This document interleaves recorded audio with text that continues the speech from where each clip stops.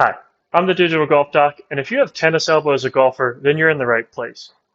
I'm a physical therapist that specializes in golf, trained by the Titleist Performance Institute. And I'm here to tell you that tennis elbow is one of the most mismanaged diagnoses in golfers that I've ever seen. And I'm not even blaming you.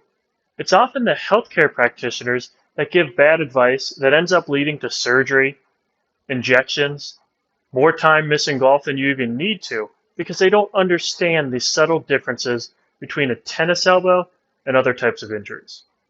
This is going to be video one in a series of videos teaching you how to manage your tennis elbow as a golfer.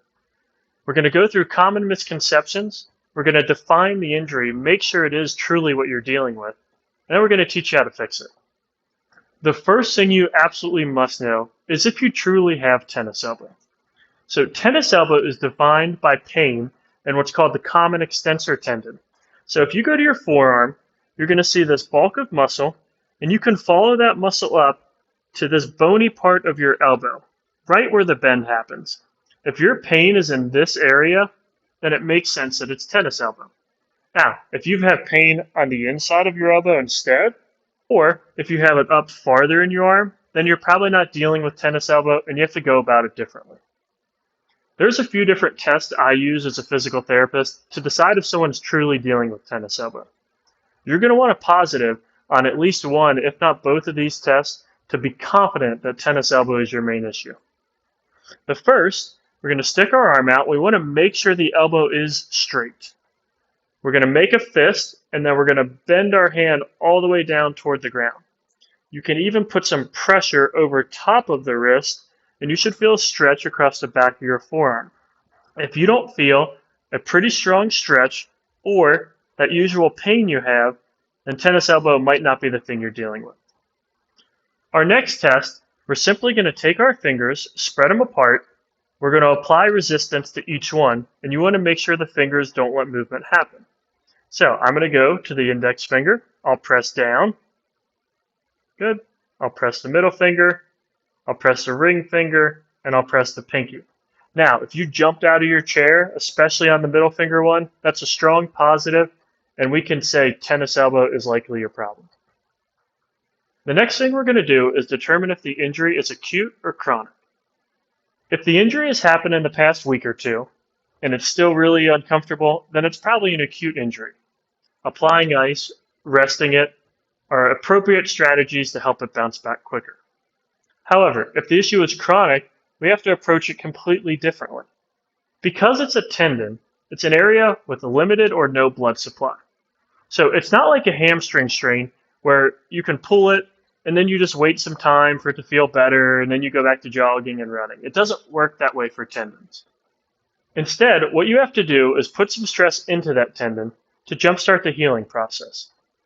Putting stress on the tendon is going to increase fibroblast activity. It's going to increase collagen synthesis, and those things are going to help us lay down more tendon fibers to make the area stronger. This is really important. It's the only way to heal without blood supply. The next thing we need to know, and what might be the most important thing you hear in this video, is that pain in a chronic tendon injury is not only okay, but sometimes preferred. In fact, the research tells us that if we're not getting that pain, we're probably not putting enough stress into the tendon to create the remodeling process we need to heal. For this pain, we typically use a stoplight system.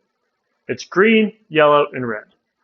For green level pain, or pain from 0 to 2 out of 10, that kind of achy, uncomfortable pain, but it doesn't really change your day, that's okay. You can keep going, and that's why we call that the green light amount of pain. The yellow light amount of pain is any pain level 3 to 5, maybe even up to 6 out of 10. That's when we say, ooh, that's a little uncomfortable. I should pay more attention. Am I doing the exercise correctly? Is this pain sharp, or is it just telling me something's happening? So pay attention to it, but if it's not worsening, you're okay right there. Our red light amount of pain is 6 or higher out of 10. That's the sharp pains that shoots down your wrist or up your arm. It almost makes you want to drop whatever you're holding. We call that red light pain because you should stop there. That's too much. Now, I want you to monitor this pain not just when you do the activity, but for a few hours after and the next day. Most people fall into one of those categories. They're either during activity pain, after activity pain, or next day pain. That stoplight system we talked about should apply to all of those things. So maybe the pain wasn't bad when you were doing something, but you woke up and it hurt like heck. That tells you did too much the day before and you need to back it off.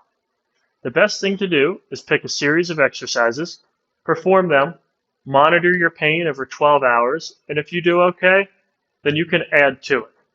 If you do those exercises and the pain rises, or the next morning you wake up and it hurts and it's 6, 7, 8 out of 10, that's when you want to back it off, lower the volume, lower the intensity, establish a new baseline, and then try and build from there. Those are all the things that you need to know to treat tennis elbow effectively in golfers. Our next video is about the best stretches to use for tennis elbow. I'll see you there.